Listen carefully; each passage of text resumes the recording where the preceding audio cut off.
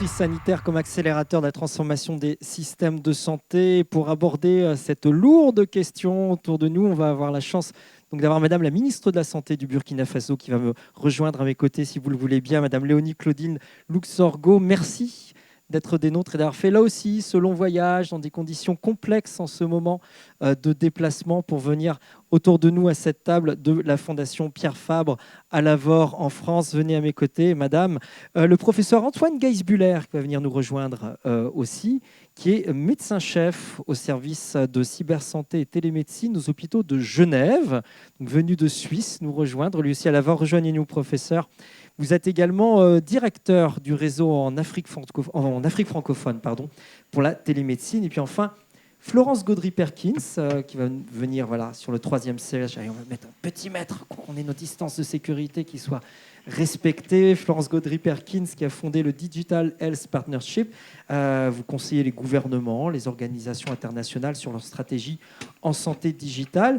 Et en duplex avec nous, depuis les États-Unis, depuis Atlanta, le docteur Carl Kincaid, qui est expert au Centre de contrôle et de prévention des maladies, qui est une agence fédérale des États-Unis en matière de santé publique. Il a réalisé une longue carrière internationale dans ce domaine, avec beaucoup de présence sur le terrain, que ce soit en Afrique, en Asie ou au Moyen-Orient. Merci d'être avec nous, donc en duplex depuis Atlanta aux États-Unis. Madame la ministre, simplement question très générale au départ. Quel est votre ressenti finalement vis-à-vis de ce sujet? On a vu ce matin, vous avez un micro en face de vous. La distanciation étant respectée, je vais me séparer de mon masque. Liberté de parole. On a vu ce matin avec le docteur Ouedraogo que le Burkina Faso s'est doté d'un outil de remontée de données de santé. Est-ce qu'au-delà de cet outil de remontée de santé, qui doit vous permettre à vous de mieux gérer vos politiques sanitaires, est-ce que vous constatez une accélération impressionnante du virage numérique de manière générale en santé? Prenez le micro, je vous en prie. Merci beaucoup de me donner l'honneur de commencer cette table ronde. Et le Burkina Faso s'est lancé dans la digitalisation, dans la numérisation, j'allais dire la dématérialisation de ces données sanitaires depuis un certain nombre d'années. Et la plus grande application que nous avons connue, c'est la concentration des données venant des districts. Il faut que je vous parle de l'organisation rapidement. L'organisation des soins, c'est divisé à trois niveaux. Il y a le niveau primaire, le niveau secondaire et le niveau tertiaire. Et puis, l'organisation administrative, c'est en district, en région et au niveau central. Donc, nous avons 70 districts au Burkina Faso et les données des districts générées au niveau basique, parce que nous travaillons aussi dans les communautés avec des agents de santé, dits agents de santé à base communautaire qui vivent dans les communautés et qui arrivent à gérer les questions basiques des communautés. Donc, toutes les données générées sont transmises au niveau des centres de santé et de promotion sociale avec un paquet de soins déterminés et toutes ces données remontent en district et en district, c'est centralisé dans ce qu'on appelle DHIS2, c'est-à-dire District Health Information System, le niveau 2, parce qu'il y a eu un niveau 1 et après il y a un niveau 2 qui permet de concentrer, de centraliser toutes les données, d'arriver à générer l'annuaire sanitaire, statistique sanitaire du Burkina Faso et la meilleure application avec l'aide de partenaires, c'était la prise en charge des enfants, des soins des enfants de moins de 5 ans. Et quand on a commencé la gratuité des soins à ce niveau, vraiment, ça a généré beaucoup de données nous permettant de suivre l'effectivité de la gratuité des soins à cette population cible que sont les enfants de 0 à 5 ans. Donc, et après, on va aborder la deuxième partie. Bien sûr, la pandémie qui est venue encore booster davantage les choses, mais nous étions déjà inscrits dans l'e-santé depuis longtemps. Et avec le professeur ici présent, nous avions développé ensemble l'e-enseignement également, notamment dans le domaine de la santé. C'est fondamental ce que vous nous dites là. Nous étions déjà inscrits dans une stratégie numérique de e-santé, que l'on soit en formation, qu'on soit en remontée d'informations et que l'on soit en redescente d'informations pour aller cibler certains publics, notamment les jeunes enfants, parce que c'était l'une de vos priorités. Dans des périodes de pandémie, alors il y a celle du Covid que vit la planète en ce moment, il n'y a pas que le Covid, il y a eu d'autres pandémies malheureusement en Afrique et au Burkina. Pour vous, en tant que ministre, très concrètement, en quoi, en quoi ces outils digitaux ont accéléré, facilité vos prises de décision? En quoi ils ont changé, j'ai envie de dire, votre quotidien de ministre par rapport à ce que l'on pouvait connaître il y a seulement 10 ans? Merci beaucoup. Et nous faisons face, au Burkina Faso, nous faisons face à plusieurs défis. Nous avons le défi sécuritaire et la remontée des données nous permet de gérer la continuité des soins au niveau des personnes déplacées. Parce que lorsqu'il y a une fermeture d'une formation liée à une attaque terroriste, il y a des populations qui se déplacent et ces populations sont suivies grâce aux données numériques que nous recevons. Et cela a été possible grâce à l'appui de CDC Atlanta et CDC Afrique. Et également, nous avons connu une grande fronde sociale. Et pour faire mal au système, les partenaires sociaux ont décidé de faire une rétention des données. Et donc, avec la généralisation des tablettes que nous avons pu déployer grâce à l'appui de certains partenaires, ils ont été très nombreux, je ne peux pas les citer tous, l'agent de santé arrive à générer des données que nous pouvons récolter dans DHI2. Donc, vraiment, ça nous a beaucoup aidé à contourner certaines difficultés, mais également à générer des prises de décision. Lesquelles, par exemple?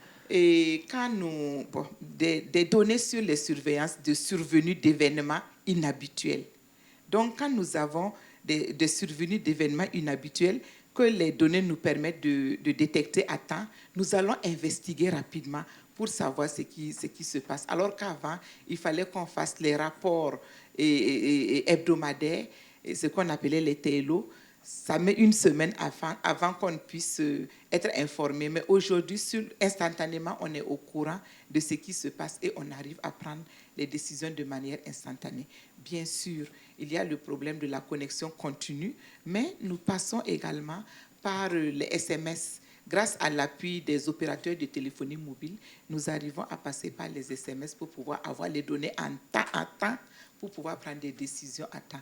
Parce que vous savez, en matière de santé, c'est la prise de décision à temps qui permet de sauver des vies, qui permet d'arrêter l'évolution de certains événements. Qui maîtrise le temps, maîtrise la crise. Professeur Antoine Guesbuller, pour vous qui exercez dans un hôpital public à Genève, alors là, on peut dire que la crise du Covid, notamment, a accéléré de manière importante, et ça se voit en chiffres, la e-santé dans votre propre établissement, pour commencer. Alors pour commencer, oui, effectivement, du jour au lendemain, on s'est rendu compte que le numérique pouvait jouer un nouveau rôle, qui pouvait aider l'hôpital à se transformer en hôpital qui traitait essentiellement des patients Covid, mais qui ne devait pas oublier le reste de ses missions. Et donc, du jour au lendemain, on a déployé, en 10 jours, 400 stations de télémédecine pour permettre à nos médecins... En 10 jours, en 10 jours, vous avez déployé dans votre hôpital public 400 stations de télémédecine pour vos médecins. Pour qu'ils puissent continuer à suivre leurs patients, pour qui ça devenait compliqué, voire dangereux, de venir dans l'hôpital. Ça veut dire que vous avez vu arriver des malades du Covid dans votre hôpital, donc on passe en mode effectivement dégradé ou de crise en termes de travail, et en même temps, grâce à la télémédecine, vous avez pu assurer la quasi-totalité du suivi des autres patients ? En tout cas, pour les patients chroniques, pour les patients ambulatoires, oui, ça joue un rôle majeur dans la continuité du service à la population. Ouais. Combien de téléconsultations, de consultations spécialisées par une de ces 400 stations déployées? Est-ce que vous avez des chiffres à nous donner là-dessus? On a des chiffres, ça se compte en dizaines de milliers. Ce qui a été fait pendant la phase la plus critique. Après, bien sûr, les choses se sont calmées. L'hôpital a retrouvé un mode de fonctionnement quasiment normal. C'est préparé pour la deuxième vague qui est en train d'arriver ces jours-ci d'ailleurs et qui va peut-être nous remettre sous stress et peut-être nous aider à comprendre encore mieux quel est le rôle de ces technologies qu'on utilise depuis une vingtaine d'années dans d'autres situations, et j'y reviendrai si vous le permettez, mais qui, dans des pays à forte densité médicale, à faible distance géographique, n'avaient pas véritablement trouvé leur place et l'ont trouvé maintenant, non seulement dans le cadre de la situation de la crise sanitaire actuelle, mais aussi on fait évoluer les mentalités, ce qui fait que tout d'un coup, nos professionnels se rendent compte qu'il y a un certain nombre de services qu'ils peuvent faire en tout cas aussi bien, parfois même mieux, qu'en faisant déplacer les patients. Et que dans un pays avec une population âgée, une population moins mobile, ça permet en fait de fournir des soins de meilleure qualité aussi. Alors ça, j'entends beaucoup de choses dans ce que vous êtes en train de nous dire. Un, vous avez une habitude de télémédecine. Je fais le parallèle avec le Burkina Faso. Vous avez une habitude où vous n'êtes pas si surpris que cela quand la crise arrive. Deux, vous déployez quand même 400 stations. Vous arrivez à poursuivre une activité normale de suivi des patients chroniques. Et vous nous dites c'est aussi possible parce que les médecins s'approprient cet outil numérique. J'aimerais bien que vous nous expliquiez de manière très concrète qu'est-ce que cela veut dire. Jusqu'à présent, on avait des médecins qui étaient fans ou intéressés par la télémédecine, qui étaient geeks, qui voulaient aller de l'avant, mais qui restaient, j'ai envie de dire, en petit comité et qui développaient la télémédecine, la télésanté dans leur service ou dans leur petit hôpital. Là, on passe, avec la crise, on passe sur quelque chose, une intensification et une utilisation de masse de ces données, et tout le monde doit y aller, si j'ai bien compris. Comment se concrétise le fait que les médecins s'approprient cet outil ? Eh bien, il y a eu une période assez courte, mais pendant laquelle il n'y avait pas le choix. C'était la seule manière de pouvoir fonctionner. Et donc, toutes les questions de est-ce que c'est bien, est-ce que ça va fonctionner, est-ce que j'aurai autant d'informations dont j'ai besoin pour prendre des décisions, ces questions ne pouvaient plus se poser puisqu'il n'y avait pas d'alternative véritable. Et donc, le fait d'avoir pu essayer, et donc d'avoir dépassé les barrières légitimes qui se posent quand on change de mode de fonctionnement, on peut montrer qu'il y a des situations où clairement ça ne fait pas l'affaire, il faut bien le rappeler, et puis un certain nombre de situations où clairement ces outils ont une valeur, une place qui mérite de persister au-delà de la crise sanitaire. Des exemples concrets, par exemple typiquement, le suivi régulier de patients diabétiques qui doivent se déplacer avec toute la complexité de devoir venir de leur domicile, ils sont en mobilité diminuée, alors qu'ils pourraient en fait apprendre eux aussi à utiliser les outils et à établir de manière beaucoup plus rapide et peut-être aussi de manière plus fréquente des liens qui permettent par exemple de faire du suivi à domicile. L'autre application, bien sûr, a été aussi celle qui permettait à des soignants qui vont au domicile du patient d'avoir un accès rapide à des experts, donc des infirmiers à domicile qui pouvaient mobiliser des médecins des urgences pour régler des problèmes et éviter que ces patients doivent être admis aux urgences. Pouvait être dans 80% des cas, la situation pouvait être réglée au domicile du patient, ce qui était évidemment bénéfique pour le patient, pour le soignant à domicile qui faisait quelque chose qu'il n'avait pas l'habitude de faire. Donc on augmente ses capacités avec ces outils de l'expertise, et puis satisfaisant pour l'entièreté du système de santé qui devient plus efficace. Est-ce que ces outils digitaux que vous avez déployés de manière assez rapide, est-ce qu'ils modifient la relation entre le patient et le soignant, ou le soignant et le patient, qui peuvent être parfois assez descendantes? Ce matin, Derek Mounini de l'OMS nous rappelait l'un des enjeux, c'est de remettre le patient au centre du soin, que le patient soit aussi proactif, il nous donne des informations sur sa maladie, il est intégré, mieux intégré dans l'équipe médicale. Ça peut être aussi le cas des aidants. D'ailleurs, est-ce que vous voyez ce changement culturel ou pas? Alors ce changement, on le voit, mais on le voit depuis plusieurs années. Donc le mouvement d'autonomisation, de demande de participation des patients, et puis un petit peu plus récemment, je dirais depuis 2 ou 3 ans, des proches aidants qui véritablement viennent en demandant, en exigeant d'être non seulement écoutés, mais intégrés dans l'équipe soignante. Donc on ne parle plus de processus centrés autour du patient, on parle d'équipes qui intègrent le patient, qui intègrent les proches aidants, et on est vraiment dans une logique d'une équipe qui travaille ensemble. C'est pas tout à fait la même chose que de dire qu'on est centré patient. Et ça, c'est un mouvement qui est relativement ancien. Il y a une bonne dizaine d'années qu'on le voit apparaître. Il est bien sûr outillé par le numérique, qui facilite l'accès à l'information, qui facilite aussi le fait que les patients peuvent se parler entre eux, et pas toujours d'ailleurs à l'avantage des professionnels, mais ça crée une capacité de comprendre, de s'approprier de ses propres problèmes, et ensuite d'avoir une attitude beaucoup plus proactive, beaucoup plus participative dans l'équipe soignante. Il y a quelque chose qu'on voit beaucoup. Je ne dirais pas que la crise sanitaire telle qu'on le vit actuellement a changé ça. Les outils qu'on a mis en place sont plutôt des outils qui tendaient à répliquer les modes existants de consultation avec des salles d'attente virtuelles, avec des mécanismes qui simplement reproduisent ce qu'attendait et le professionnel et le patient dans le fonctionnement, je dirais, au quotidien. Mais néanmoins, cette tendance de fond d'augmentation de la participation, de la responsabilisation du patient et de la participation des proches aidants, c'est quelque chose qu'on voit alors très fort et qui bien sûr, modifie la manière dont on fabrique nos outils numériques, puisque maintenant, une partie de notre palette d'outils qui était initialement essentiellement faite pour les médecins, puis pour les professionnels de la santé, puis pour tout le personnel hospitalier, maintenant ont des déclinaisons pour les patients, pour les proches aidants, et qui ont accès finalement aux mêmes informations, mais avec des perspectives qui font du sens pour eux. Est-ce que cette capacité très forte, on a vu, que vous avez eue dans votre hôpital en 10 jours seulement, d'adaptation et de passage en mode, pendant une crise justement, un mode beaucoup plus digital de fonctionnement, est-ce qu'elle vous a été facilitée par le fait que vous travaillez, vous, depuis très longtemps, en e-santé avec des pays du Sud? Alors c'est sûr, c'est sûr. Ce que je pourrais dire, d'ailleurs en lien avec ce qui a été discuté aussi ce matin, c'est que moi j'estime que beaucoup de pays du Sud sont en fait en crise sanitaire sur la durée depuis des décennies.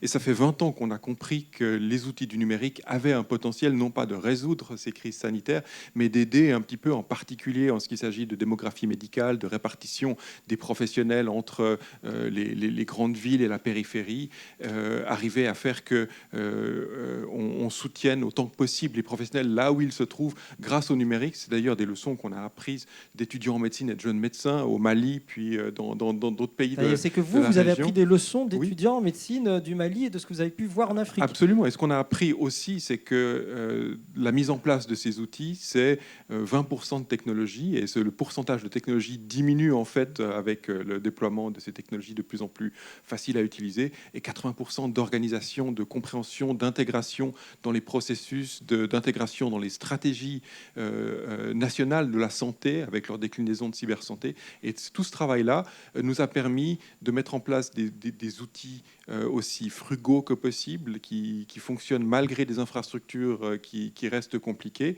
Et quand on a dû le déployer à Genève, dans une ville, des villes les plus riches du monde, on s'est rendu compte qu'il y avait également des endroits où le 4G ne passait pas, et où le fait d'avoir des outils résilients qui étaient capables de résister à des déficits d'infrastructures, qui étaient suffisamment simples pour être utilisés par des personnes qui n'étaient pas forcément des geeks et des gourous en informatique, faisait que tout d'un coup ces outils devenaient faciles à déployer. Donc on a capitalisé, je dirais, sur 20 ans d'expérience en Afrique avec ces outils de télémédecine, et ça a grandement facilité le déploiement pendant la crise à Genève.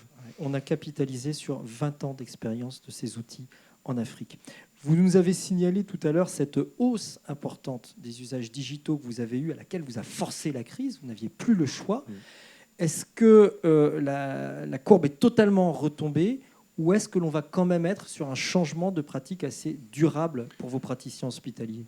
Alors, par chance, la courbe est un peu retombée. Ça veut dire qu'on est retourné, en tout cas pendant l'été, dans un mode de fonctionnement normal. On sait que c'est en train de changer actuellement. Ces jours-ci, l'hôpital se remplit de nouveau de patients Covid, et notamment de patients d'un certain âge et donc à risque. Donc on sait qu'on va faire face à une deuxième vague. On a eu le temps de réfléchir, de préparer, de rôder un certain nombre de choses. Et donc, ces usages vont évoluer avec la crise. Mais ce qui est clair, c'est que le fait d'avoir vécu des changements, d'avoir pu expérimenter des nouveaux modes de faire, fait qu'on ne voit plus les choses de la même manière qu'avant. Une des choses qui a beaucoup changé aussi, et je tiens à le mentionner puisque vous parliez régulièrement de l'enjeu autour des données, c'est de comprendre à quel point on avait besoin de maîtriser nos données en temps réel pour prendre des décisions. Et là, de nouveau, on a appris pas mal de choses. Et là, j'aimerais saluer la collaboration qu'on a avec le Burkina Faso. On a pu, depuis quelques années, travailler avec le ministère de la Santé du Burkina Faso sur des consultations qui sont faites sur des tablettes par des agents de santé pour le suivi des maladies de l'enfant. On a 2 millions de ces consultations, et on a commencé à appliquer des techniques un peu avancées d'intelligence artificielle, d'apprentissage automatisé, pour identifier un certain nombre de choses. Alors, les premières choses qu'on a réussi à identifier, c'était quels sont les agents de santé qui performent très bien et ceux qui performent moins bien, et comment faire pour que ceux qui performent bien apprennent aux autres à mieux utiliser le système et à créer des données de meilleure qualité. Mais l'autre chose qu'on a été capable de faire et qui a été déployée il y a quelques semaines, c'est des tableaux de bord en temps réel qui sont mis à jour tous les jours et qui informent au niveau des districts les décideurs qui coordonnent la santé publique au niveau des districts sanitaires, sanitaire.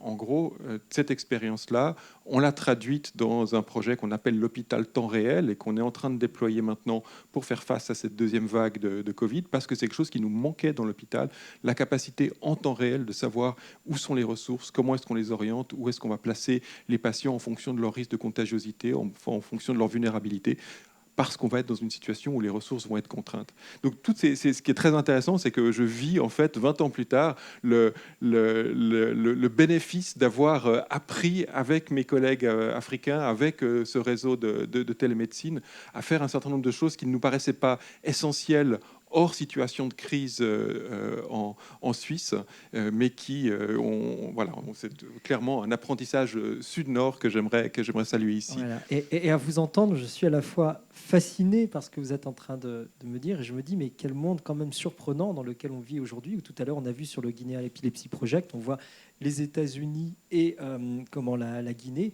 qui travaillent main dans la main, et avec d'autres pays, le Danemark, etc., pour faire collectivement un outil de santé qui va servir à tout le monde. Et on n'est pas dans quelque chose de descendant nord-sud. Et là, vous nous expliquez la Suisse, qui est quand même radicalement différente du Burkina Faso dans sa population, dans son économie, mais qui travaille main dans la main, et l'un à apprendre de l'autre, de ce qui se fait chez lui. Là, c'est un changement de paradoxe qui est quand même intervenu ces 15-20 dernières années, vous ne trouvez pas ? Absolument, absolument. Et c'est vrai que quand on a commencé, on était dans une logique très nord-sud. L'expertise est au nord et nous transmettons l'expertise vers le sud. Et on s'est rapidement rendu compte finalement de l'ineptitude de cette vision, parce que pour véritablement faire la différence, il faut connaître le terrain. Pour connaître le terrain, il faut y vivre, il faut connaître les déterminants non seulement médicaux, mais aussi socio-culturels. Et c'est vraiment quand on arrive, grâce à ces outils, à mettre tout le monde autour d'une même table virtuelle, qu'on arrive que chacun amène finalement sa valeur dans le réseau. Et c'est la beauté de ces réseaux.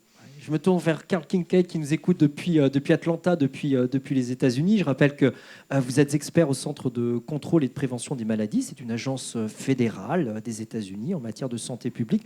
Vous aussi, vous avez fait beaucoup de terrain. Vous êtes allé beaucoup sur le terrain. Vous avez entre autres observé la gestion de la crise Ebola. En quoi est-ce que vous constatez que les usages digitaux permettent aujourd'hui une meilleure gestion des épidémies? En quoi est-ce qu'ils transforment de manière radicale, à travers les crises, des systèmes de santé, dans des exemples précis que vous avez vécus sur le terrain?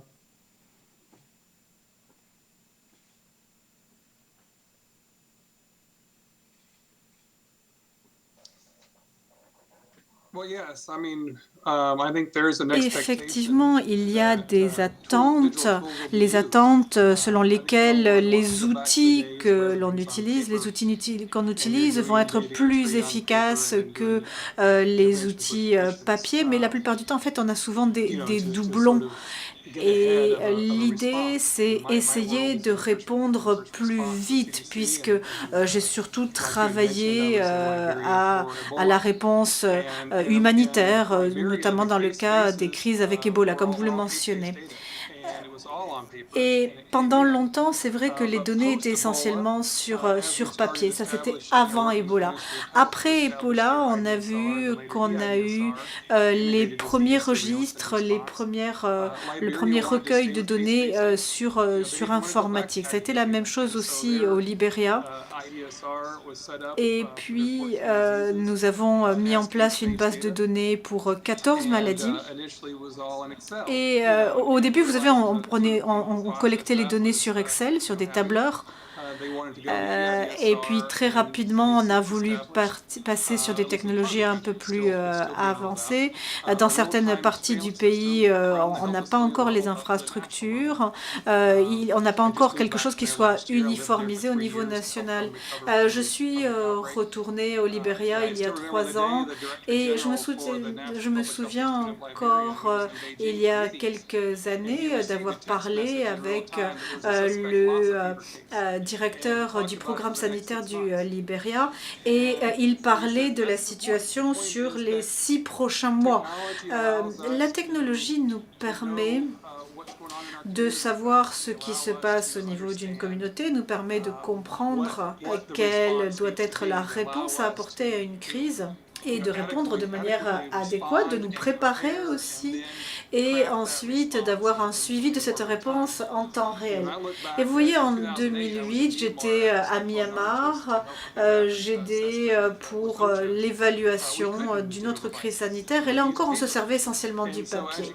Et on peut savoir que ce jour-là, en plus, il faisait mauvais, il y avait beaucoup de pluie, et tous ces gens recueillaient des données sur papier, dans des torrents de boue, et quand ils sont revenus à la base, si vous voulez, pour faire la saisie des données, eh bien, on leur a dit, je suis désolé, il va falloir retourner sur le terrain parce que c'est illisible. Et donc, vous voyez, on n'avait même pas les données pour faire le reporting à Genève. Ensuite, si on fait un forward sur 2010, j'étais à nouveau à Myanmar, puis je l'ai retrouvé les mêmes personnes en Haïti.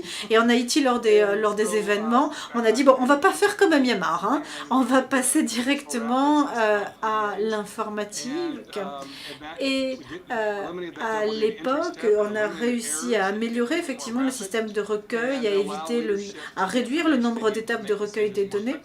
Et donc, effectivement, il y avait vraiment des attentes vis-à-vis de l'utilisation de technologies. Et il ne faut... Alors, parfois, on ne peut pas se départir du papier, et des fois, on a ce doublon, avoir la collecte sur papier puis sur informatique, mais c'est vrai que les outils nous aident bien. On voit à travers les exemples que vous donnez la rapidité que permet aujourd'hui permettent les outils digitaux dans la manière dont on va prendre une décision, la rapidité avec laquelle on y va. C'est un changement majeur, et on le voit dans des moments aigus qui sont des moments de crise. Est-ce qu'il n'y a pas un autre changement majeur qui est en train de se mettre en place sur la manière dont sont élaborés ces outils digitaux? On l'a vu aussi bien dans les lauréats du Guinea Epilepsy Project que on pouvait avoir des élaborations entre pays du Nord, pays du Sud. Là, on vient d'entendre le Burkina et la Suisse qui ont l'un à apprendre de l'autre, ce qui pouvait sembler paradoxal il y a 5 ou 10 ans. Est-ce que vous faites ce même constat qu'aujourd'hui, le rapport Nord-Sud est peut-être en train de changer en la matière et que les outils digitaux et les crises changent notre regard? Eh bien, je pense que lorsque on utilise des technologies, et je vais reprendre l'exemple du Libéria, il y a toutes sortes d'organisations qui peuvent financer, comme la Fondation Bill Gates par exemple, et ces investissements améliorent la réponse. Ensuite, l'outil subsiste et aide pour les étapes de résilience et les efforts de réponse qui viennent en découlent. Et tout ceci, bien sûr, repose sur la technologie. On ne peut pas maintenant ne pas utiliser la technologie. Et une fois de plus, au Libéria, le recueil des données se passe essentiellement avec ces technologies. Et les infrastructures changent aussi. Je pense qu'il y a des différences, bien sûr, entre pays. Certains pays ont de meilleures infrastructures, une meilleure pénétration de la technologie. Si on compare la Corée du Sud et le Libéria, évidemment, la population est très différente. On n'a pas la même couverture et pénétration des téléphones portables, et du coup, les attentes ne sont pas les mêmes. En Corée du Sud, vous ne ferez jamais remplir des formulaires sur papier.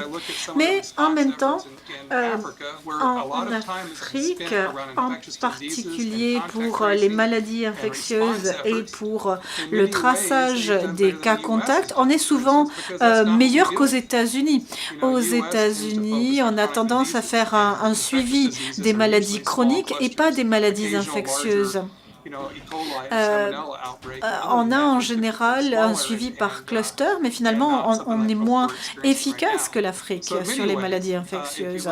Donc, à bien des égards, quand on regarde ce qu'a fait le Libéria après la crise Ebola, je pense qu'ils sont faits même mieux qu'un certain nombre de pays du Nord. Et en ce sens, ils sont des partenaires dont on peut tirer des enseignements. Vous m'avez surpris lorsque l'on préparait cette table ronde. Vous m'avez dit... mon job, c'est de ne pas avoir de job au Libéria en cas d'épidémie. Qu'est-ce que ça veut dire? Oui, alors c'est vrai. En fait, chacun d'entre nous voudrait ne pas avoir à retourner dans un pays. C'est vrai que quand on y travaille, on établit des liens avec les gens sur place, avec les organisations. Et j'ai beaucoup d'amis très proches au Libéria. Mais dans un même temps, si on fait bien notre travail de partenaire, eh bien normalement, au bout d'un moment, on n'a plus de travail. Parce que on renforce les capacités des Libériens, des habitants du Libéria, et ils se débrouillent sans nous.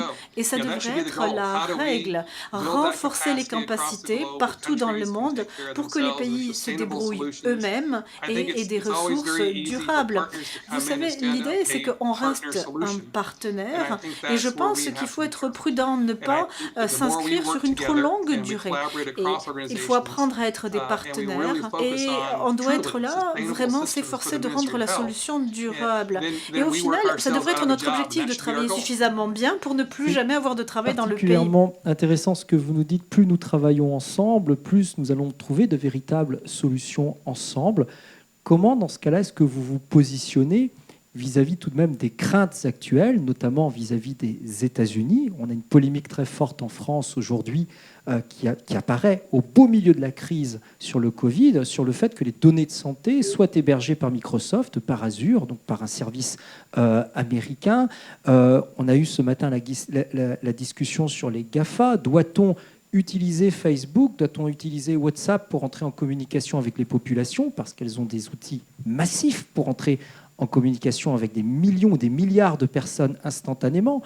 Doit-on utiliser les outils extrêmement performants d'AWS, du cloud d'Amazon, qui a des outils d'intelligence artificielle, de reconnaissance vocale, des puissances de calcul qu'aucun État pratiquement ne peut détenir? C'est très compliqué de dire on doit travailler ensemble, mais quelle attitude doit-on avoir vis-à-vis des GAFA qui sont tous américains pour le coup?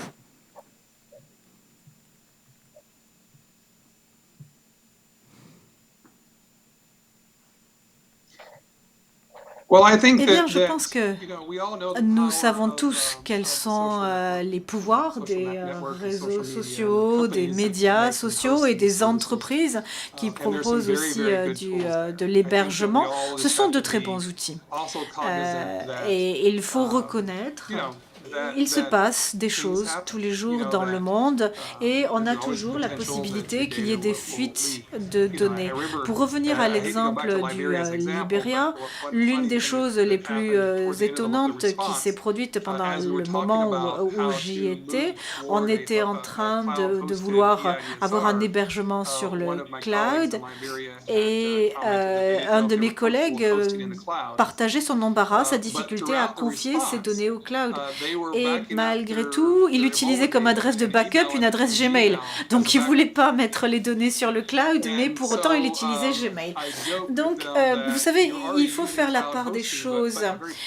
Il faut essayer d'être intelligent quand on parle, quand on pense d'hébergement. Les entreprises dont on parle sont de bonnes entreprises fondamentalement. Après, bien sûr, il y a un certain nombre de controverses, mais il faut être intelligent quant à la manière dont on travaille avec eux. Il faut être prudent, il faut être conscient des risques. Et vous savez que le gouvernement américain souscrit un certain nombre de législations sur la protection des données.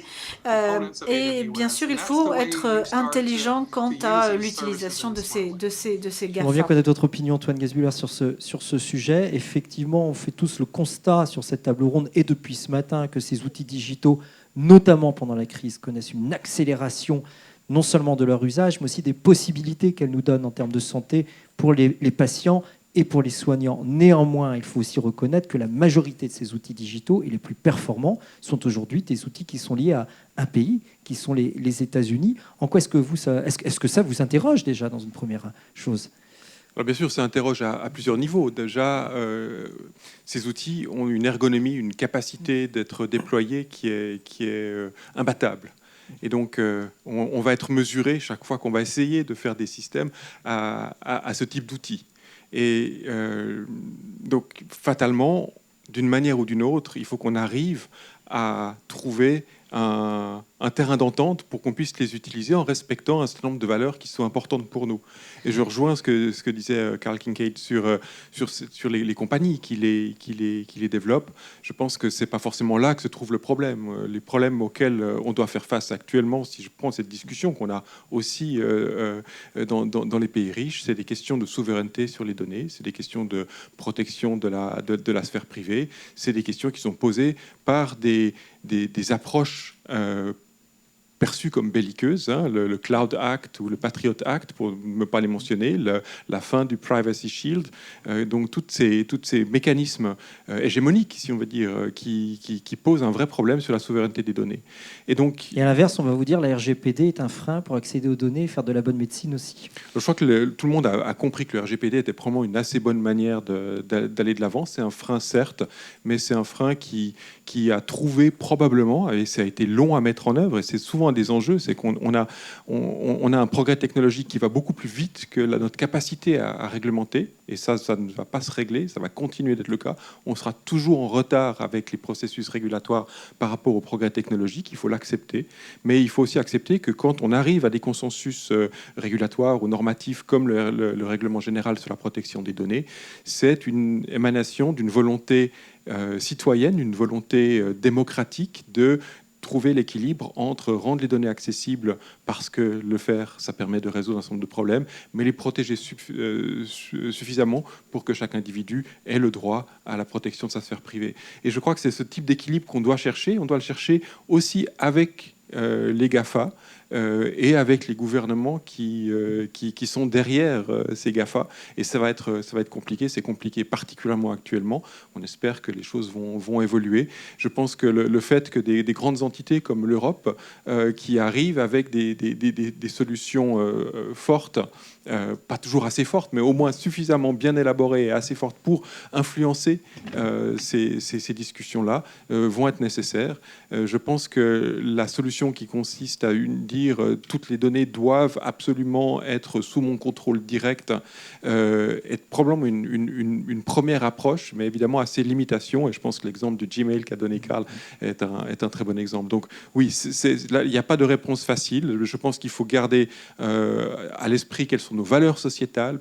Pourquoi est-ce qu'on met en place ces systèmes? Et on le voit très bien avec les discours sur les masques et ce genre de choses. On est face à des dilemmes entre le bien public ou le bien de la collectivité, la liberté individuelle. Ça, c'est pas nouveau, c'est pas lié au Covid. C'est une tension qui existe depuis toujours. Elle existe de manière encore plus forte, je dirais, dans le monde du numérique. Il faut la reconnaître et il faut, de manière intelligente, essayer de progresser. Florence Gaudry-Penkins, vous travaillez auprès de gouvernements, de grandes institutions. Vous faites du conseil en matière de santé, de politique de santé. Est-ce que vous partagez vous aussi ce constat qu'on fait tous depuis ce matin, avec une accélération fulgurante pour le coup du développement des outils digitaux en santé, et qui ne soit pas une mode, mais qui soit un mouvement durable? Oui, je pense que le mot fulgurant est le bon mot. On observe un coup d'accélérateur assez extraordinaire sur la santé numérique, mais sur le numérique au sens large d'ailleurs. Il faut savoir, par exemple, que l'utilisation d'Internet pendant cette crise a fait un boost de plus 70%, ce qui est gigantesque. D'ailleurs, il faut tirer notre chapeau à nos amis qui gèrent les infrastructures, dont les opérateurs mobiles, d'ailleurs, en font partie, parce que ça n'a pas été une mince affaire pour arriver à maintenir ces réseaux sur le surge. Alors, ça nous a permis de continuer à travailler, à apprendre pour ceux qui étaient en période d'apprentissage, à rester évidemment en contact, et ça a bien entendu eu un impact assez phénoménal sur la santé numérique, dont vous avez cité certains exemples. Ça a également souligné, je voudrais le mettre sur la table parce qu'on n'en a pas beaucoup parlé aujourd'hui, les inégalités phénoménales qui découlent du fait de ne pas être connecté. Il ne faut quand même pas oublier qu'il y a 3,6 milliards de personnes aujourd'hui qui ne sont pas encore connectés. Et ça, c'est pas qu'un problème nord ou sud pour le coup. Absolument, absolument. Alors, c'est bien entendu beaucoup plus prononcé dans les pays à moindre revenu. Mais donc ça, dans les instances de la connectivité, il y a un énorme push en ce moment. Parce que, bien entendu, ils s'en préoccupaient tous déjà depuis des années, mais je dirais que le Covid a eu là aussi un coup d'accélérateur où on voit que les financements pour le numérique en ce qui concerne la numérique vont également beaucoup s'accélérer, je pense, parce qu'on s'est aperçu qu'on en avait vraiment besoin. C'est pas que les gens du domaine ne le disaient pas, mais là, il y a eu une prise de conscience collective à ce niveau-là. Alors, sur la santé numérique, pour revenir là-dessus, il y a effectivement, et le professeur Geisbühler l'a souligné, des changements dans les usages, que ce soit pour les soignants et les patients, quand on parle de la télémédecine. Moi, j'ai observé beaucoup de choses, et j'en reparlerai un petit peu dans les détails, même fait par rapport à la télémédecine tout à l'heure. Il y a beaucoup de législations qui ont été relaxées, en fait, qui ont permis aussi à la santé numérique de décoller pendant la période. Il y a les remboursements aussi pour la santé numérique qui ont été accélérés. Donc ça aussi, ça a permis une explosion des usages sur certaines technologies. Je lisais une étude de Deloitte toute récente qui a fait un sondage dans toute l'Europe et qui disait que 3/4 des médecins généralistes s'accordaient pour dire que le numérique a été absolument essentiel dans la gestion de la crise. Et alors, quand on parle de l'IA, et je ne resterai pas trop longtemps sur l'IA, mais quand je parle à des collègues et des amis qui travaillent dans ce domaine, ils me disent que, par exemple, l'accès à certaines données qui pouvaient prendre, on ne va pas citer d'organisme, jusqu'à 6 mois pour pouvoir avoir accès, était accessible tout à coup en quelques jours ou une semaine. Et il y a eu un phénomène de collaboration et de partage de données phénoménal également, qui n'existait pas avant la crise. Donc ça, il faut comprendre qu'il y a eu un boost du coup extraordinaire aussi sur tout ce qui était IA, etc. Mais je voudrais mettre en fait un petit accent sur la télémédecine aujourd'hui, parce que ça fait 1 an et demi que j'avais eu l'occasion de travailler moi-même aussi un petit peu dans ce domaine, un domaine que je connaissais pas très bien. Hani Eskandar l'a très bien souligné tout à l'heure, c'est une des applications les plus basiques sur laquelle on travaille depuis très longtemps, 30 ans, même beaucoup plus. Une des premières applications dans le vaste champ de la santé numérique, voire de la e-santé. Et il y a eu une explosion phénoménale. Alors, je vous ai amené quand même quelques chiffres, parce qu'il faut le comprendre, on parle d'explosion, etc. Mais en France, si on veut parler de la France, on avait par exemple début mars à peu près 10 000 téléconsultations par semaine. À la fin du même mois, nous avions 1 million de téléconsultations par semaine. Donc c'est extraordinaire. Pour vous donner un autre chiffre, en Chine, pour ceux qui connaissent le service Ping An Good Doctor, qui est un service de télémédecine qui était déjà passé à des niveaux d'échelle qu'on n'arrive même pas à comprendre, puisqu'il y avait déjà 200 millions d'utilisateurs en Chine. Rien que sur le mois de janvier, ils ont enregistré plus 900% de téléconsultations. Et aux États-Unis, ils parlaient d'à peu près 11% de la population qui utilisait la télémédecine. Ils ont compté à la fin de la crise plus 46%. Donc aux États-Unis, explosion complète également. Je m'arrêterai peut-être là sur les chiffres. Alors, est-ce qu'on va être, la question, c'est est-ce qu'on va être sur une explosion durable ou pas? Changement durable un des petit pratiques peu comme le disait le professeur Geisbühler, évidemment, ça a quand même réduit un petit peu post-confinement. Ceci étant dit, alors j'ai pas les chiffres exacts, ça a changé quand même les attitudes et les usages. Hein. Donc on assiste quand même à un changement durable. Et ce changement durable, au-delà même des usages, en fait, c'est là que je voulais aborder un petit peu la question. La télémédecine, comme d'ailleurs toute chose dans la santé numérique, est très dépendante de la législation en place. Alors, dans la télémédecine, c'est tout simplement déjà, est-ce qu'un médecin a le droit de téléconsulter à distance? Est-ce qu'il a le droit d'envoyer une ordonnance et de la signer virtuellement? Parce que dans certains pays, on peut faire de la télémédecine, mais on n'a pas le droit d'envoyer une ordonnance en la signant virtuellement. Voilà. Via Gmail. Donc, il faut le savoir. Donc, déjà, il y a ça. Et puis après, il y a le remboursement qui est fondamental. Donc, pendant cette crise, il y a eu des effets incroyables. C'est-à-dire qu'en France, qui est un pays finalement assez avancé sur la question de la télémédecine, il y avait des restrictions. On ne pouvait pas faire une téléconsultation à moins d'avoir vu un médecin en personne d'abord. On avait des restrictions au niveau géographique. Le médecin devait se trouver dans notre territoire. Tout ça, pendant la crise, a été levé. Alors, et je peux en citer d'autres. En Chine, c'était pareil. On n'avait pas le droit de téléconsulter à moins d'avoir vu le médecin en personne d'abord. On n'avait pas le droit les e-prescriptions n'étaient pas remboursés. Donc, tout ça, il y a eu beaucoup de pays où toutes ces choses ont été relaxées, dont les États-Unis d'ailleurs, qui avaient encore pas mal de restrictions. Et ça, beaucoup de législations ne reviendront pas en arrière, ou en tout cas pas complètement. Donc rien que ce phénomène-là donne déjà un coup de boost sur la télémédecine. C'est quand même important et phénoménal les chiffres que vous nous donnez maintenant. La télémédecine, télésanté, e-santé, peu importe le nom qu'on lui donne, qui a été vu pendant ces 5, 10, 15 dernières années comme une espèce de gadget, de choses à la mode. Si on caricature à l'extrême, bon pour les pays du Sud où il y a moins de médecins au kilomètre carré que pour les pays du Nord, et qui a été longtemps aussi méprisé par une partie du monde médical en disant ce n'est pas de la vraie médecine, il n'y a pas de vrai médecin, il n'y a pas de palpation du patient, pour reprendre des conseils ou des termes médicaux. Vous êtes en train de nous dire le Covid, la crise sanitaire a totalement accéléré et elle a tourné la page de toutes ces critiques.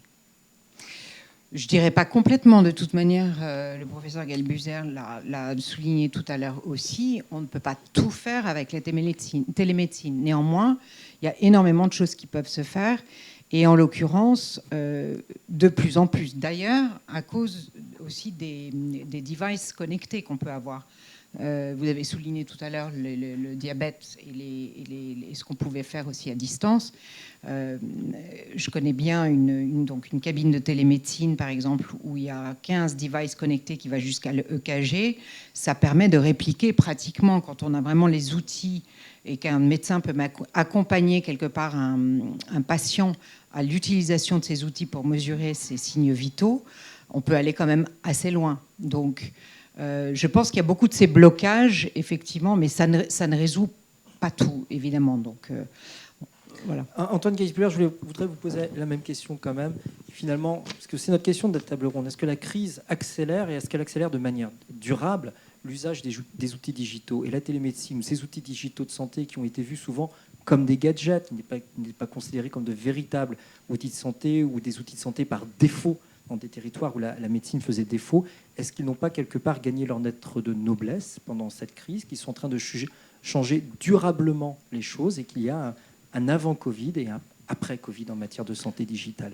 Alors, on est encore dans le pendant Covid, hein, donc c'est difficile d'avoir beaucoup de recul pour dire ce qui va durer et ce qui ne va pas durer. Nous, ce qu'on a vu, c'est qu'effectivement, il y a eu un usage x100 pendant le premier pic, puis on est redescendu à x10 dans la période calme. C'est-à-dire qu'on a quand même multiplié par 10 notre activité de télémédecine dans la période calme, et elle va vraiment remonter pendant la deuxième vague.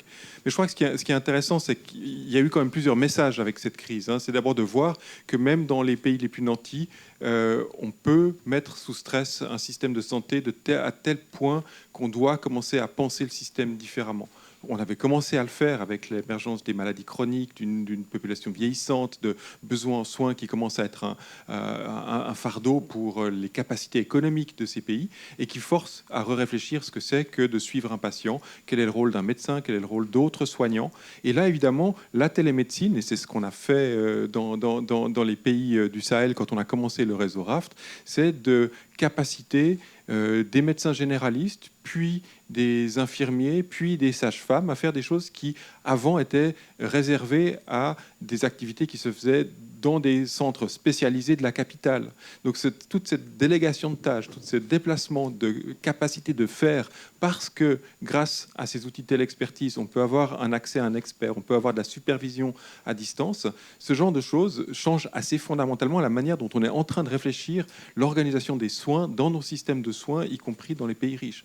Et ça, je crois que c'est des choses qui ont été accélérées, parce que, pour être franc, ça fait assez longtemps qu'on ne s'était plus posé la question de est-ce qu'on arrivera à soigner tous les patients qui arrivent à l'hôpital, et si on n'arrive pas, lesquels on va choisir. C'est des questions qu'on n'a pas l'habitude de se poser dans les pays riches, c'est des questions qu'on se pose régulièrement dans les pays pauvres, et donc le fait de devoir se poser ces questions, ça ouvre aussi l'esprit à et donc si on devait faire autrement, comment est-ce qu'on ferait? Et là, le numérique, qui n'est pas la panacée, qui va jamais remplacer la palpation, qui va jamais remplacer la présence bienveillante d'un professionnel de santé à proximité du patient. Par contre, ce professionnel, il va être augmenté parce qu'il va être capable de faire des choses qui n'étaient pas possibles avant, soit parce qu'il n'avait pas la formation, soit parce qu'il n'avait pas l'expertise nécessaire à ce moment, ou qu'il n'avait pas l'information utile pour prendre les meilleures décisions. Et c'est là que le numérique peut faire une différence majeure.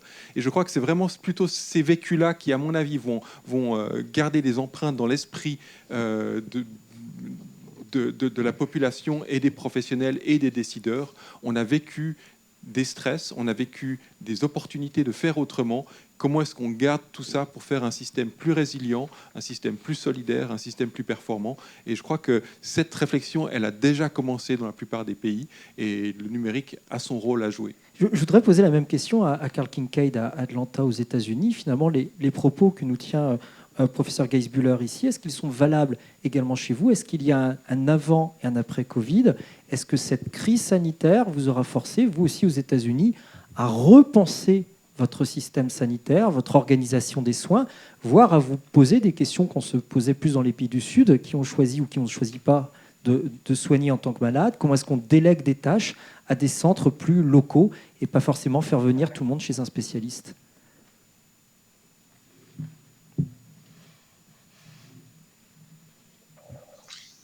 En fait, il y a beaucoup d'enseignements que l'on peut tirer de la réponse qui a été apportée à cette crise.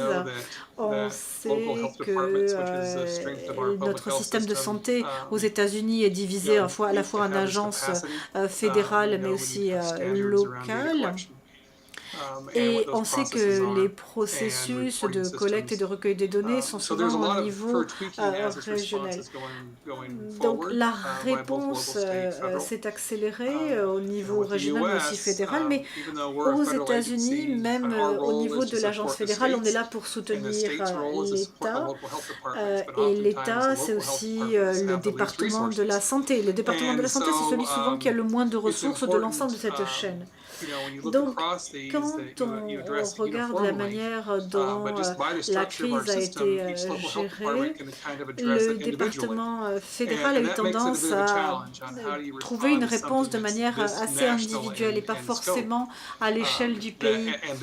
Le processus de reporting aussi a été relativement segmenté et segmentaire.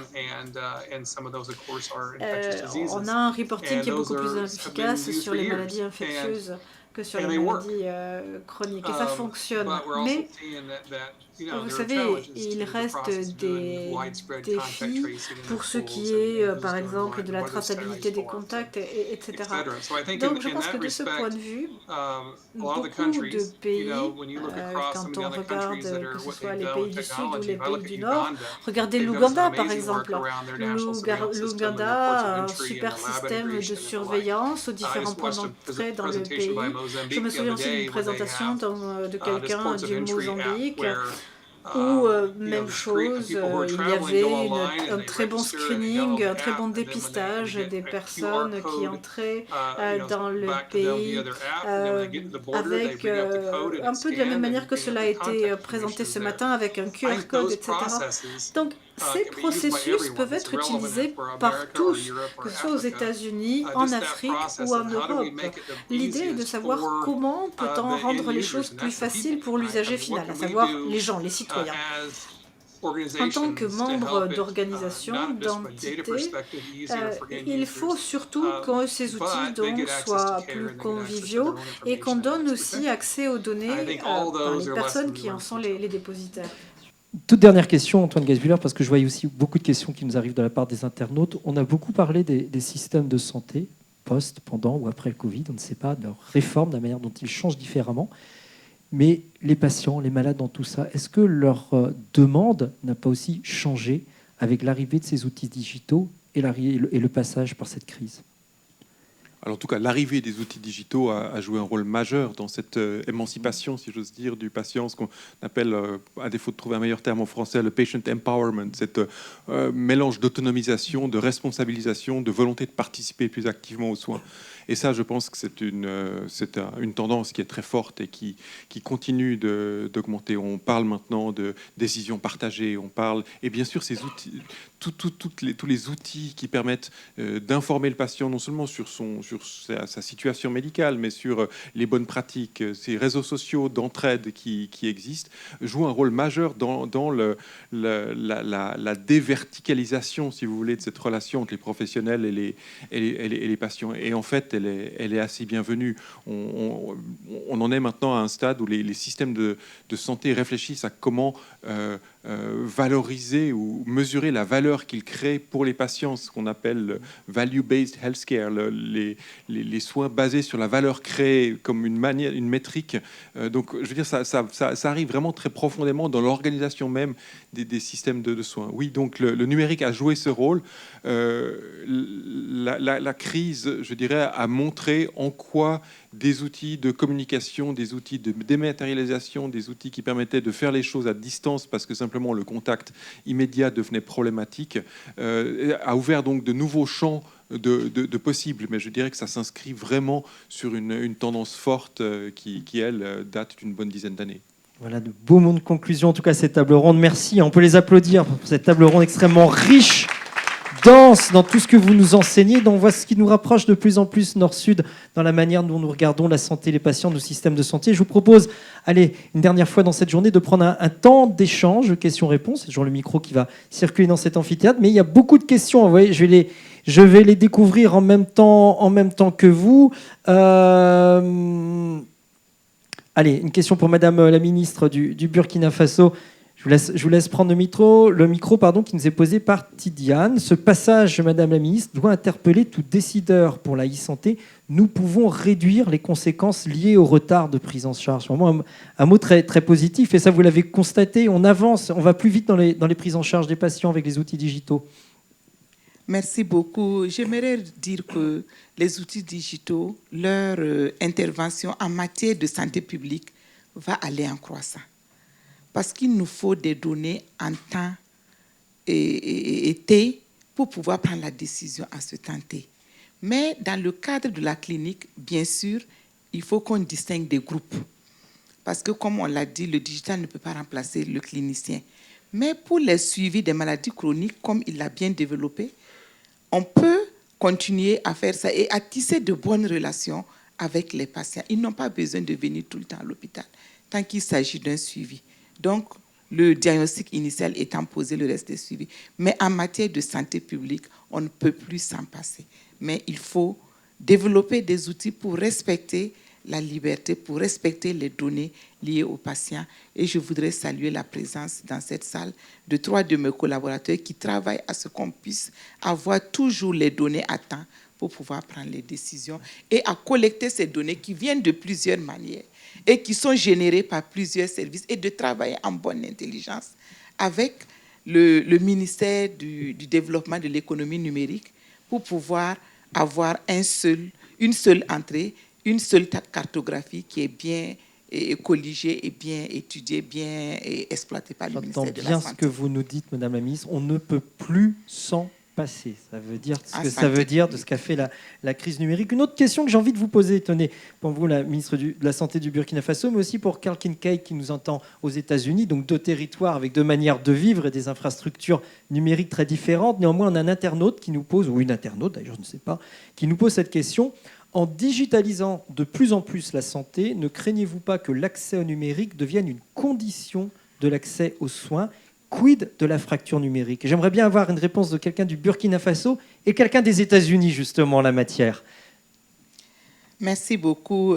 C'est vrai, il y a la fracture numérique. C'est pour ça que j'ai dit, nous travaillons pour les données, sur les données générées au niveau santé publique pour nous permettre une prise de décision. Et à ce niveau, c'est nous qui outillons nos agents au niveau périphérique pour nous remonter les données. Mais pour les patients ? Pour les patients, c'est pour ça que je dis, on ne peut pas, le numérique ne peut pas remplacer les cliniciens. Mais nous avons travaillé ensemble avec le professeur Gesbeler pour pouvoir, en matière essentiellement de radiologie, on n'avait pas beaucoup de radiologues. Maintenant, on a créé la formation en radiologie, mais il n'y en avait pas. Et donc, nous avions ensemble essayé de mettre en place des outils pour pouvoir interpréter. Mais là, ça ne met pas, au contraire, ça protège le patient, puisqu'il peut avoir un diagnostic rapide, le clinicien peut avoir un diagnostic rapide et le traiter de là où il se trouve. Donc, je pense que c'est selon. Mais ne faisons pas en sorte de connecter tous nos patients à la consultation numérique, parce qu'effectivement, la fracture sera énorme et difficile à combler. J'ai envie de poser la question à l'autre bout de la planète, cette fois-ci aux États-Unis. Est-ce que vous vous posez, vous aussi, cette question, Karl Kincaid, dans votre système de soins ? Est-ce que la fracture, enfin l'accès au numérique, ne soit pas une condition sine qua non demain de l'accès aux soins ?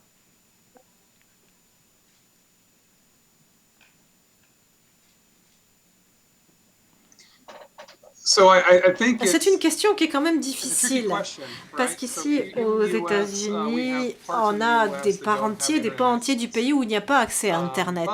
Et c'est au-delà de l'accès à Internet pour de infrastructures, c'est aussi une question qui est générationnelle. On a toute une frange de la population qui n'est pas à l'aise avec les applications, avec Internet. Et on a au contraire une population plus jeune qui a des attentes. Si vous envoyez un jeune de 18 ans chez un médecin et on commence à lui demander de remplir 50 formulaires, ils vont pas être contents, ils vont vouloir une appli, ils vont vouloir pouvoir avoir le rapport sur leur portable dès qu'ils sortent. Et c'est des attentes qui sont très fortes. Devoir remplir le même formulaire à chaque fois que je vais chez mon généraliste, ça me rend fou. On se dit, mais voilà, s'ils avaient une tablette, on n'aurait pas à remplir toujours les mêmes formulaires. Donc oui, effectivement, les outils numériques améliorent l'expérience du patient, il y a moins d'erreurs, et puis au final, les informations sont là pour éclairer la prise de décision. Donc il y a tous ces côtés positifs. Bien entendu, il y a toujours, bien sûr, cette question d'infrastructure qui va bloquer l'accès aux soins. Donc c'est vrai qu'il faut s'attendre à ce que dans certains endroits, il n'y ait pas Internet ou il n'y ait pas d'usage d'Internet, et il faut que le système en tienne compte. Mais je pense que la nouvelle génération qui monte, les changements d'infrastructure, tout ceci est tel que je pense que ça ne sera plus un problème demain. Et pour revenir au Libéria, il y a des endroits où on a une très bonne couverture et d'autres endroits où on n'en a pas du tout. Et les attentes ne sont pas les mêmes.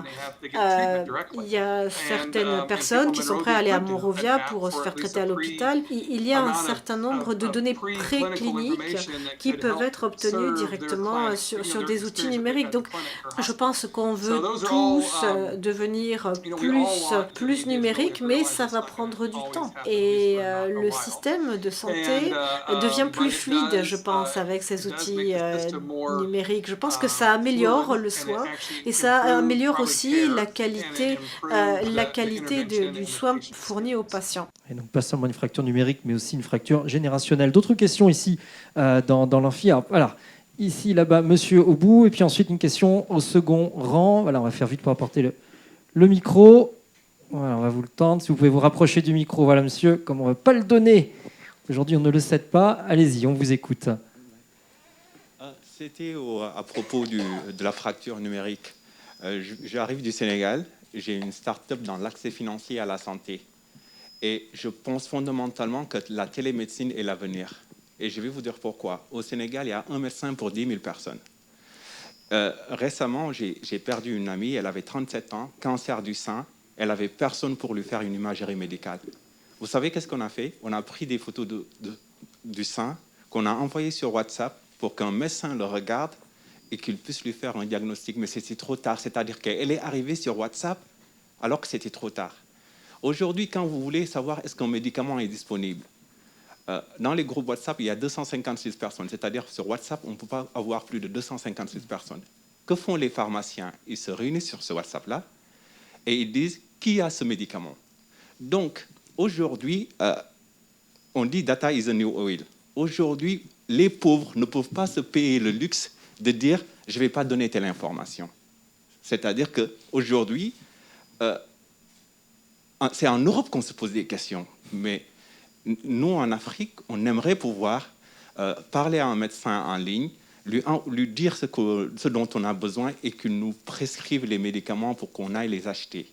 On est prêt même à envoyer, et on le fait, à envoyer une ordonnance par WhatsApp à un médecin et se faire livrer le médicament parce qu'on nous a dit qu'on était en couvre-feu. Au Sénégal, il y a eu un état d'urgence bien avant la France. C'est-à-dire que les gens étaient enfermés chez eux, ils étaient obligés d'envoyer leur ordonnance via WhatsApp, je ne leur fais pas la publicité, payer via Orange Money, je ne leur fais pas la publicité, c'est par Mobile Money, et se faire livrer le médicament à la maison. On est en plein conciergerie santé. Et moi, aujourd'hui, j'ai une start-up qui fait de la conciergerie santé. Et je pense fondamentalement, et quand vous parlez de fracture numérique, je pense que pour l'Afrique, il n'y aura pas cette fracture. Je ne sais pas si vous êtes au courant que les GAFAM veulent offrir Internet gratuitement à l'Afrique. C'est-à-dire que vous regardez une publicité, on vous offre des données. Et ça, c'est extraordinaire. C'est-à-dire qu'aujourd'hui, on a Internet, on a 75% de la population qui est jeune. Le cas du Sénégal, on a 75% de la population qui est très jeune, qui a un smartphone, qui est connecté et qui a envie d'aller très vite et qui va forcément aller vers la télémédecine. Merci pour votre remarque, votre témoignage, monsieur. Je voudrais peut-être une réaction d'Antoine Geisbühler, ce qui est dit. Deux choses que j'entends, l'accès aux soins, aux professionnels de soins, mais aussi, et on en a parlé ce matin, l'importance des groupes sociaux. Là, c'est WhatsApp, ça peut être un autre réseau social, mais dans cette génération qui est complètement liée à ces réseaux sociaux, il va bien falloir intégrer à un moment ou à un autre les GAFA dans nos systèmes sanitaires, non ? En tout cas, il faudra intégrer les réseaux sociaux parce que c'est un mécanisme extrêmement puissant de fédération, de consensus, d'entraide. Pour l'instant, la plupart de ces réseaux sociaux sont produits par les géants du numérique, mais rien ne force à penser que ça va être toujours le cas. On intègre dans nos outils hospitaliers, dans nos dossiers informatisés, des outils de communication accélérés pour émuler finalement ce type de discussion. Le système de télé-expertise qu'on a mis en place et qu'on a développé dans le cadre du réseau RAFT était une sorte de WhatsApp avant l'heure, simplement que c'est sécurisé, c'est quelque chose qui n'est pas stocké dans des endroits qui sont vulnérables, etc. Mais peut-être juste concernant cette fracture numérique, parce que c'est évidemment un thème et c'est évidemment un enjeu majeur. Mais je crois qu'il faut admettre d'abord que la fracture numérique a différentes dimensions qui sont des fractures d'accès à l'infrastructure, des fractures économiques, des fractures d'alphabétisation, des fractures générationnelles, et que ces différences et cette inhomogénéité dans la société, elle va rester.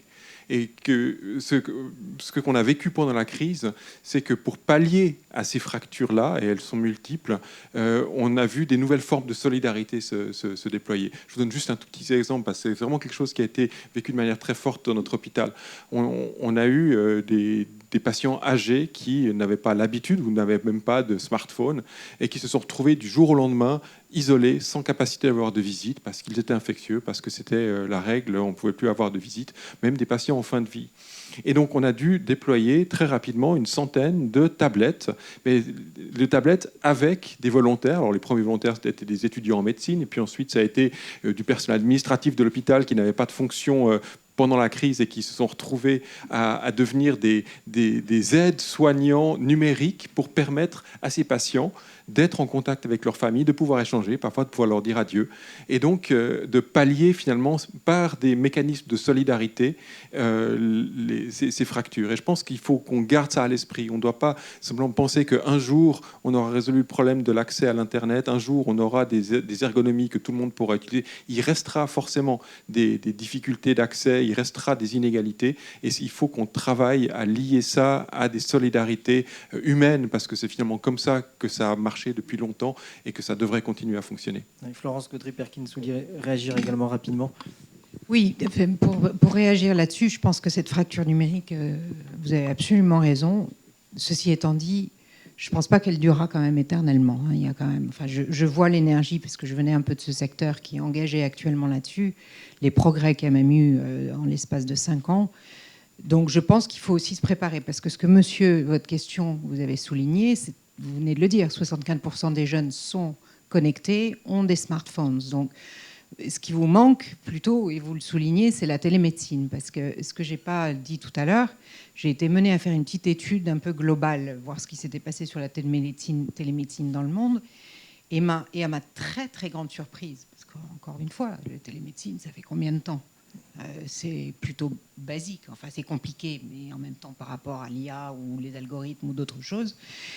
Et à mon immense surprise, c'est que c'est pas si développé que ça du tout. C'est-à-dire qu'il y a une poignée de pays, enfin une dizaine, qui sont très avancés. Non, d'ailleurs, j'étais surprise d'apprendre que la France l'était finalement pas mal. Mais il y a un progrès phénoménal à faire. Et au Sénégal, je sais pertinemment que la télémédecine n'est pas si développée que ça du tout.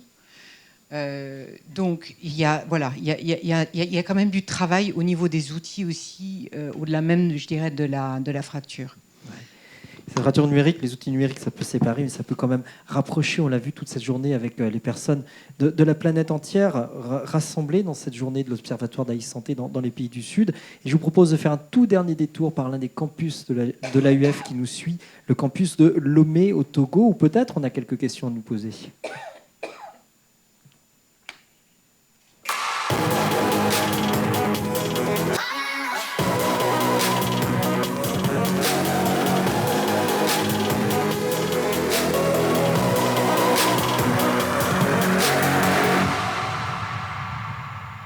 Lomé au Togo, on retrouve Rodrigue et tous les étudiants qui sont au campus. Quelles sont vos réactions par rapport à cette table ronde extrêmement riche que l'on vient d'entendre? C'est une très belle opportunité et surtout pour ces jeunes présents de découvrir toutes les avancées en matière de la télémédecine. Et je rappelle que c'est une opportunité également pour e-Centre Convivial qui se projette dans l'avenir d'intervenir dans le domaine de la télémédecine. Et ces jeunes également ici ont des questions à poser, donc je laisse la parole à leur porte-parole pour poser les questions qu'ils ont. Alors, merci beaucoup pour nous avoir donné la parole. Moi, c'est M. Batasanga Charles, doctorat en médecine. Nous venons d'abord à dire merci à la Fondation Pierre Fabre pour la lumière qu'elle apporte en matière de la e-santé à travers cette conférence. Nous avons essentiellement deux questions, dont la première est: quelle est la considération éthique et légale de la prescription médicamenteuse en télémédecine? La deuxième question: dans quelle mesure l'appropriation de l'application et des objets connectés en e-santé engage-t-elle la responsabilité du médecin prescripteur? Je vous remercie.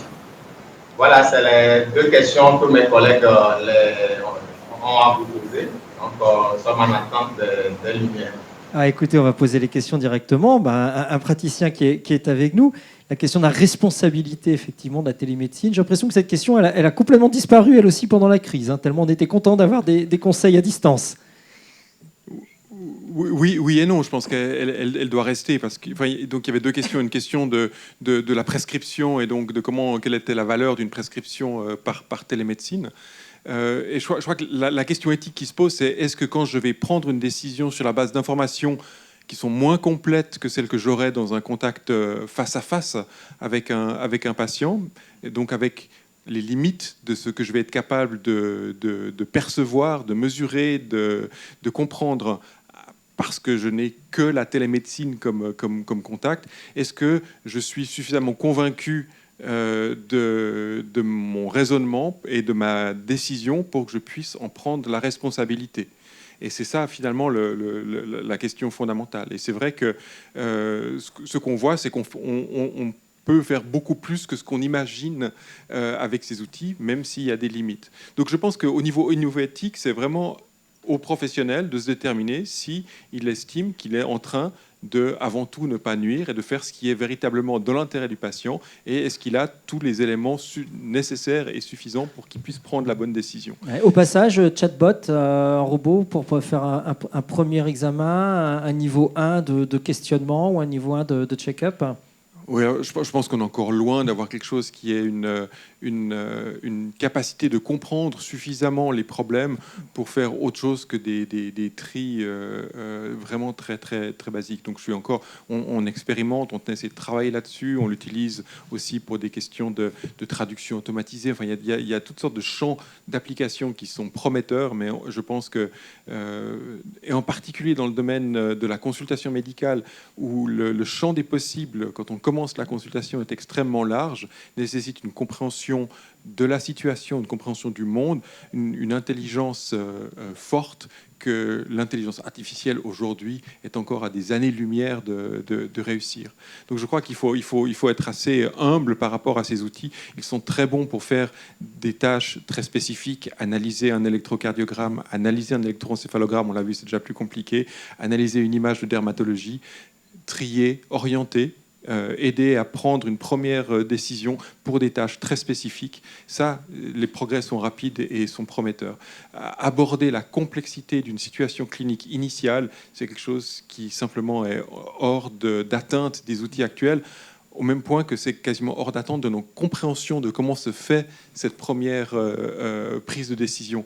On raconte le vieux médecin qui voit entrer le patient dans la salle et qui déjà là a une idée du diagnostic. Toute cette phase-là, qui est en général même préconsciente, et donc on n'arrive même pas, nous, à expliquer, et donc on n'arrive pas à enseigner à un ordinateur, sont des choses qui sont extrêmement importantes à reconnaître. Et ce qu'on doit faire quand on fait de la télémédecine, c'est de s'assurer qu'on donne autant d'éléments que possible pour que tous ces mécanismes marchent aussi bien, parce que c'est cette complémentarité entre l'homme et la machine qui est en jeu. Donc voilà, ça c'était peut-être une réponse un peu longue sur ces enjeux éthiques. La partie de la prescription, bon, il y a des questions de règles et de lois de base légale dans chaque pays, mais enfin l'enjeu c'est de s'assurer que la personne qui prescrit est bien une personne qualifiée pour le faire et qui a été clairement identifiée pour le faire. Et on a maintenant des mécanismes d'identification, d'authentification qui commencent à être assez bons pour qu'on puisse maintenant faire des prescriptions électroniques. Je crois qu'il n'y a plus tellement d'excuses pour ne pas en faire.